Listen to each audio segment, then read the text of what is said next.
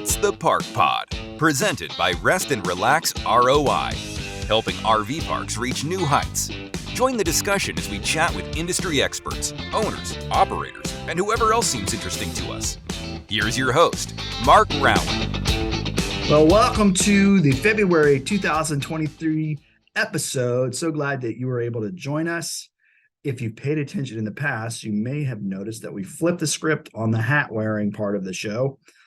Typically, I wear our Rest and Relax hat during this portion, and then our guest and the hat's off. But Sean from 4 Points RV Resorts is our guest for this episode, and I didn't have the hat at the time, so check it out. I got it now. Looking good, I have to say. But definitely stay tuned to hear about Sean and what they're doing over there. It was great to have him as a part. And as always, we want to have a little bit of industry news that we'll share with you. In addition, you can't miss our marketing tip for this month, where we go over some design tips on Facebook and Instagram ads. So trying to bring some value that you guys can take into the real world and upgrade your advertising, your marketing. All right, so here we go.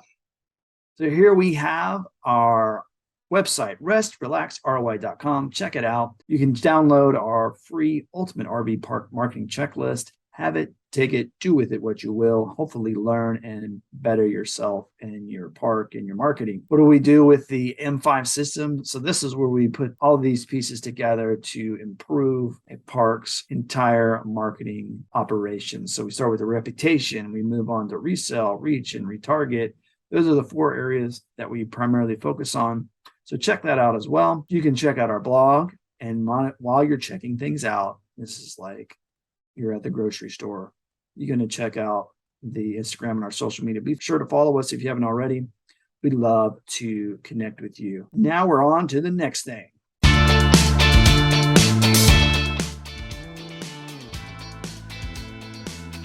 It is the news. As you can see, we've already pulled up the article, and this is a Woodall's Campground magazine. This is a subject that is near and dear to our heart, dealing with reputation management. As you can see, the title here, So We Build a Campground, How to Deal with Bad Reviews. No matter what kind of business you're running, the reality is it's something that we all need to be able to react to in an appropriate manner. And Aaron and Dan talk about their personal experience dealing with this. So I highly recommend you check this article out from an ownership standpoint and how they've been able to handle some of the negative reviews. I'll go right down here to the bottom just to highlight this particular part here. It says, online reviews are often a quagmire of negativity. True that. Sometimes they're just grumpy and dark. Nothing we say will change the negativity those guests see in the world. Sometimes they're a reflection of misaligned expectations that we can highlight for future campers. If we're lucky, they're little gold mines of important feedback where we can own up to our shortcomings and communicate how we're going to fix the problem. So yeah, whatever the reason behind the review, tackle it head on, making sure to focus on the facts, the policies, and the reasoning behind why you run the business your way. So I just wanted to point that out. That's great knowledge, great wisdom. Read the whole article to get some perspective on that.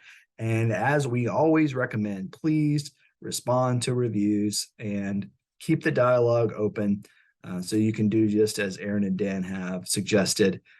Make sure the facts are known. Modern Campground is now coming up.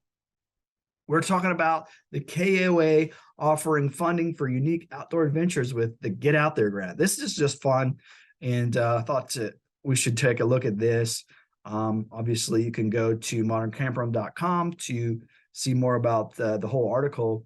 But the reality is they've got up to $5,000 worth of grant money to U.S. and Canadian residents.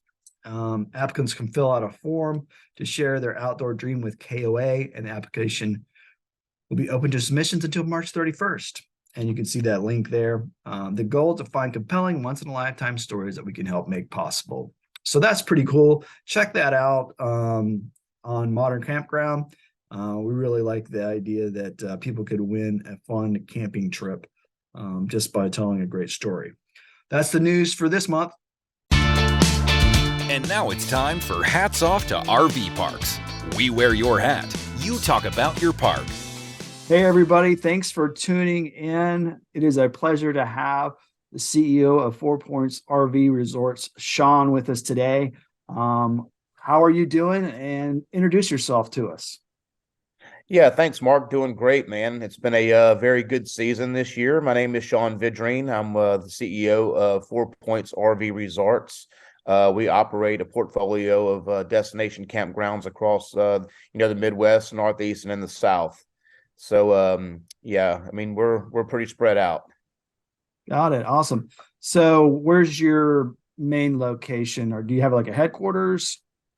Yeah, so our corporate office is located in Lake Charles, Louisiana. Our flagship park, what I would say is the first one that we acquired back in 2019, is called Paradise Ranch. It's located in Tylertown, Mississippi, which is about an hour and a half north of New Orleans. Okay, great. So you have Mississippi, and what other locations you guys have? Mississippi, Illinois, the state of Iowa, and Pennsylvania. All right. So like you said, it's good, pretty spread out, which is interesting.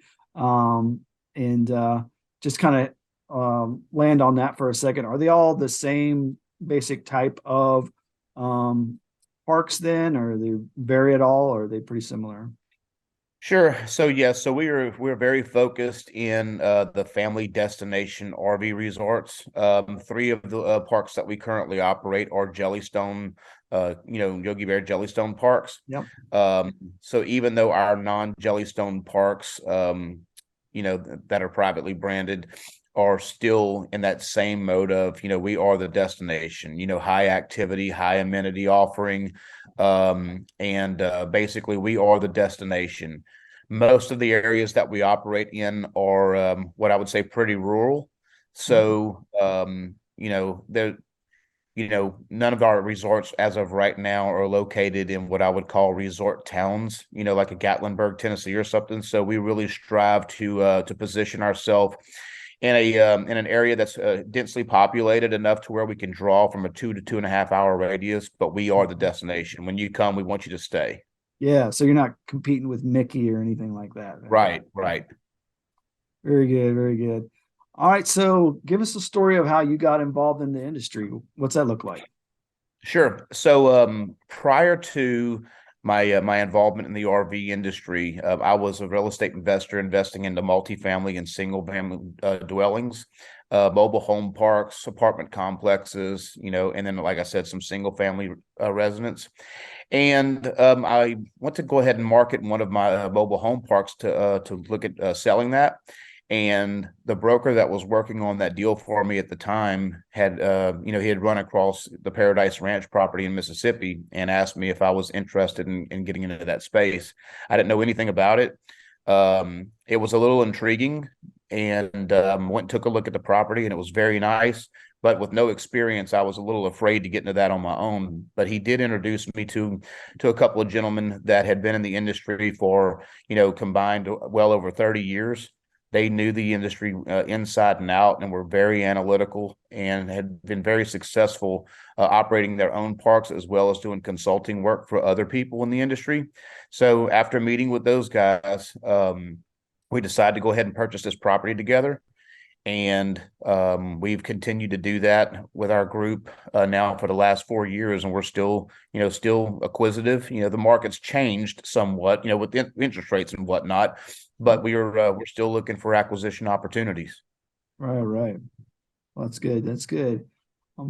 You already got explained a little bit about this being a family destination type of park. What else would be something that differentiates what you guys are doing at your parks, maybe from some of the other ones out there? Yeah, so I mean, as you're aware, there are multiple different kinds of RV parks out there. Long-term stays, then you get into the southern part, really catering to snowbird customers, some 55 and older parks, but we are really focused on the family experience. So what that involves is a variety of things, is specifically the amenities package. We really go in and basically what we do is extreme value add projects where we'll take a park that is not heavily amenitized and then we'll go in and we'll make a major capital investment into it, which would include water features, whether it's Wibbit water parks or water slides, play structures, swimming pools, new general stores, other offerings, such as mini golf and things like that. So really what we're trying to do is drive an experience to where whenever families show up, that their children are never bored. In addition to the amenities, we're very heavily involved in the activities program. Jellystone Park has been very successful in their program with regard to activities and making sure that we can deliver an experience to the guest. And really what our goal is that we just want to create an environment where families can, make memories that'll last them a lifetime. Yeah, 100%. That's a good thing right there. Those are the kind of things that, like you said, when you go on family trips, that people will treasure for a long time, for sure. Sure. Yep. So what do you enjoy most about being in the biz of RV parks? It's there's two sides of that. One part is that from the what I would call customer service, the satisfaction of being able to show up to a property and witnessing our guests really enjoy themselves. We live in a very, an age full of technology. And whenever you get out to these parks and you see these kids that are out playing, on water toys or involved in activities, whether it's scavenger hunts or candy bar bingo or whatever, it's really cool to see that they don't have, necessarily their iPhone in their hand. They're actually enjoying the outdoors. So it's very gratifying to see that we are providing an opportunity for families to, actually spend more time together and reconnect. From the business operating standpoint, it's a very challenging business at times. It's not passive. It's very hands-on. But what I like about it is there's so much opportunity to grow. There, whenever you have a family style destination park, you have businesses within a business. You might be selling ice cream, you have a general store, or there's revenues that can come in, ancillary revenues from rentals like golf cart rentals and different things, wristband programs. So you can get as creative as you want to drive revenue. And that's been a lot of fun too. Just, doing different things out there. Say, man, I wonder if people would like this, and you just try it, and it's like, man, it really catches on. That's been a lot of fun as well. Yeah, that's awesome. Yeah, with the whole idea of keeping the kids off the phone, that's the holy grail for the parents, right? Like Absolutely, not having to yell at them to get off of their phone or whatever. It's awesome. Yep. So you referred to it for a second there about the challenge. What is one of the bigger challenges that you face and have to overcome? Sure. Over the past couple of years, one of the biggest challenges that we've seen, especially being, heavily in development mode with value add projects, is, one was supply chain whenever COVID was going on, and then also, major cost increases on materials that you just didn't budget for. So trying to complete projects in a timely manner as well as while staying on budget has been very challenging. From an operating standpoint, I don't think that we're the only ones experiencing this, but, we definitely have had labor shortages as well. So, we want to be able to deliver a very high quality guest experience. And to be able to do that, we have to have enough employees on staff, especially during the peak season, to where we can deliver that high end experience. When we're short staffed, that does become a challenge. So there's multiple challenges, from operations as well as capital projects and, and trying to stay on budget and on time. Yeah, 100%. As we've had conversations with folks, especially in the development space, that's the reoccurring theme of, being able to get things done in a timely manner. And it's just difficult with, like you said, supply chain and just the lack of maybe people available to work. We have had some issues with getting across some regulatory hurdles, getting permits in place, and it's different in every state that we operate in. Some are a lot easier than others. Some are a little bit more challenging, but especially in the northern parks, we have a very short window of opportunity for development. And typically we look at, after Labor Day weekend and, before Memorial Day weekend. The last thing that we want to do is have a major construction project going on whenever our campers are there trying to enjoy themselves. Sometimes it's unavoidable, but but we do everything that we can to make that happen. But the last couple of years, like I said, with permitting issues as well as supply chain and labor shortages, we've definitely had our challenges there. But we're overcoming that now. Yes, sir. Yeah, familiar tune from other folks in your position. So Yeah. Now you've already mentioned that you guys are kind of the destination for most of the places that you're at. But if there was something else that someone could do in those locations, is there other places that people could potentially go and see while they're at one of your parks? It depends on which location. Some of them, we are the destination and we operate in very rural areas, while as others that we operate in are outside of major metro areas. So, for example, one of the parks that we're acquiring and closing on in January is located, just an hour outside of Pittsburgh. So if somebody wanted to drive into Pittsburgh, it's an hour up the road. There's definitely plenty of stuff to do there. It's also located about 10 minutes from a major ski resort. So there's definitely things and golf courses and stuff like that.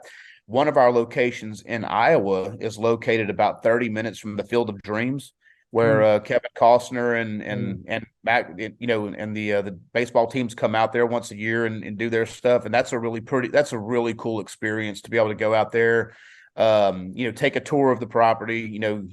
They have tour guides that tell the story, how it came about. So that's pretty cool. And then, at our park in Mississippi, if you wanted to, drive an hour and a half, you could be in New Orleans, and spend the day there. But for the most part, like I said, our goal is once people get to the campground is that we want to give them every reason to stay and not to have to go outside for anything. Yeah. That's cool. That's cool. Now, I'm sure for some people that are real baseball fans, that might be a destination thing anyway, that people will come there because they want to see that. So that's pretty cool. It is. It's a very cool experience. I've done it twice myself. Oh, very cool. Awesome.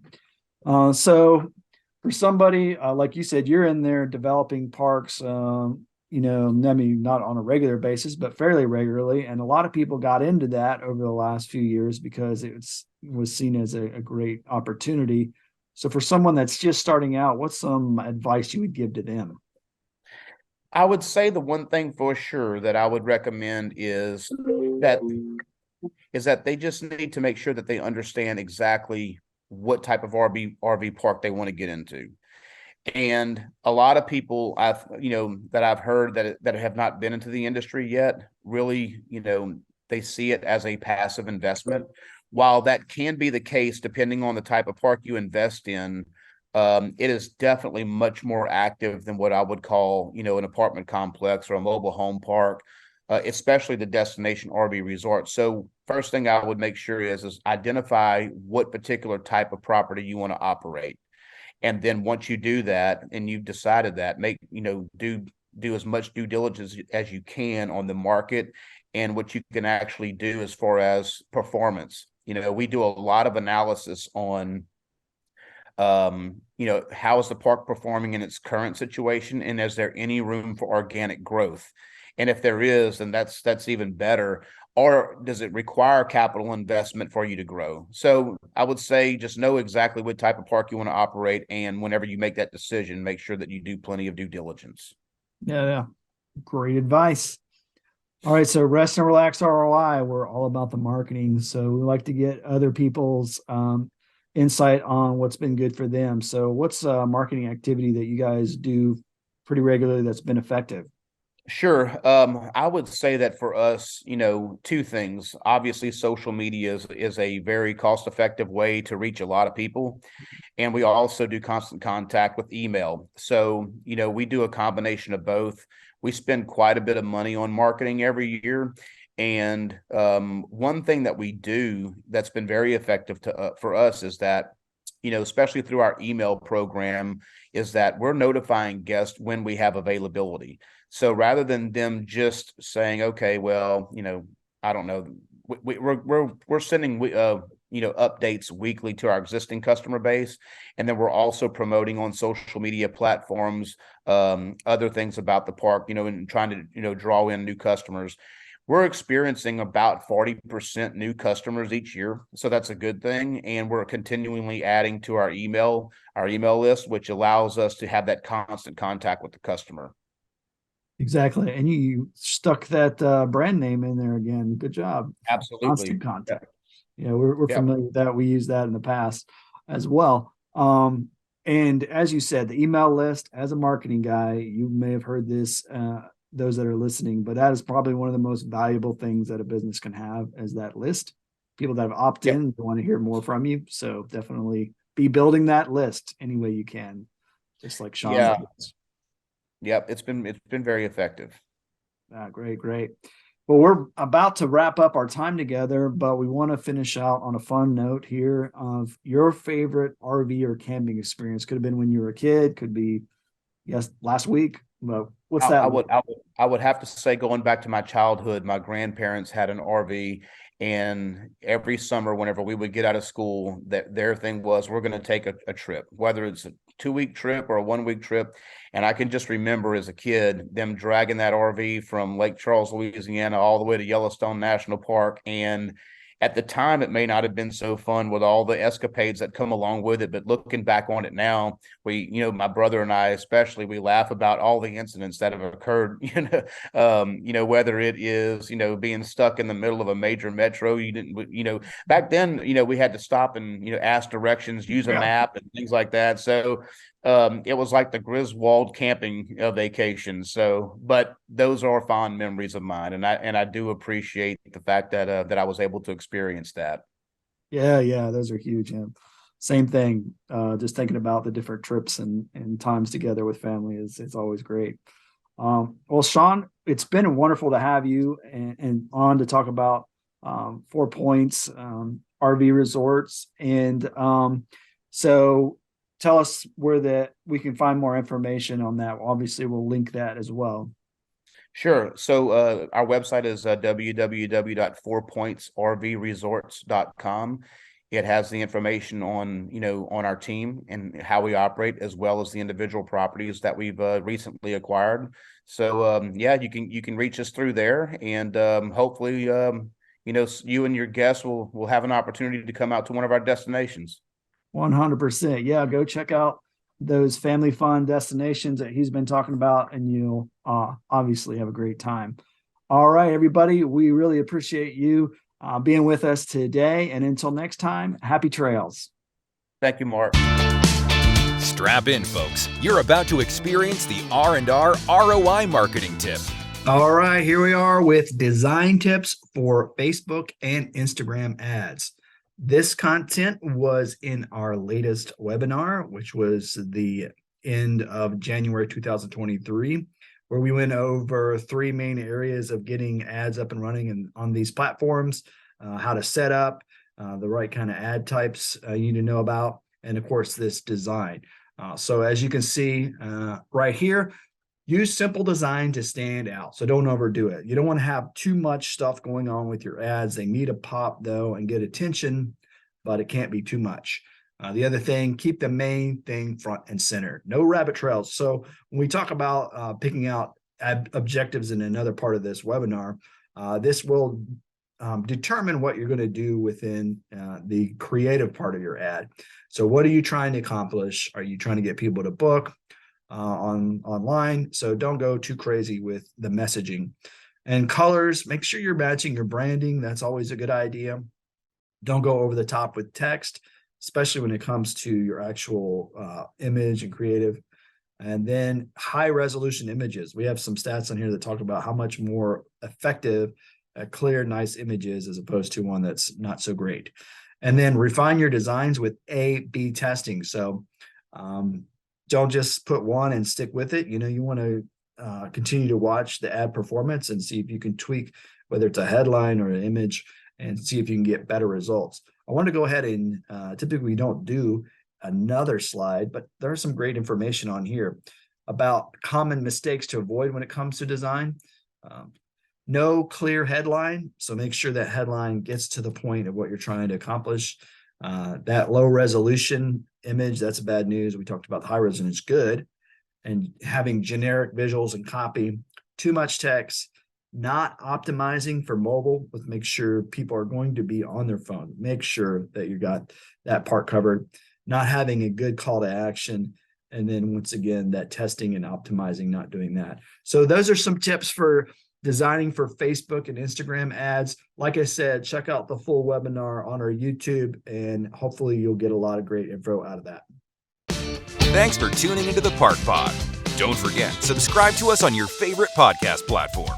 We really need your attention and validation. Seriously, we can't go on without it. For additional episodes and more, visit restrelaxroi.com. Join us next time. Until then, happy trails.